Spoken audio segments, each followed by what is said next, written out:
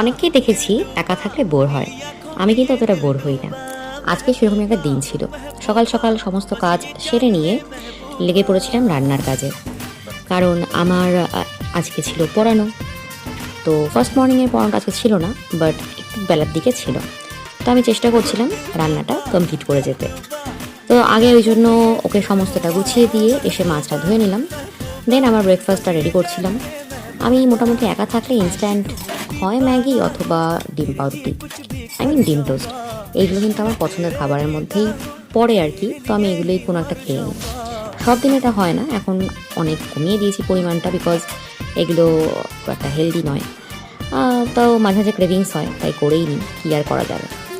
ওকে, তো আমি একটু ফুড পাগলু আছি। যাই হোক, তো আজকাল একটু মানে এরকমও হয়ে গেছে যে কাজের মধ্যে থাকতে বেশি পছন্দ করছি। এরকম নয় যে আমি মানুষের সাথে থাকতে ভালোবাসি না বা কথা বলতে পছন্দ করি না, তা কিন্তু নয়। বাট ওই যে লাইফে টাইমের সাথে সাথে প্রায়োরিটিসগুলো চেঞ্জ হয়। এখন কাজটাই হয়ে গেছে সেই মেন প্রায়োরিটির জায়গা, আর বাকিটা ঠিক আছে, মানে সময়ে সময়ে মাঝে মধ্যে চলে আর কি। তো আমি খুব বেশি রান্নায় প্রো নই, মানে মানে অ্যাকচুয়ালি আমি হতে চাই না, বিকজ আমার অতটা এটা পছন্দের কাজ নয়। আমি এর আগেও প্রচুর ভিডিওতে বলেছি, মানে আমার শেখার জন্য আমি জাস্ট শিখেছি।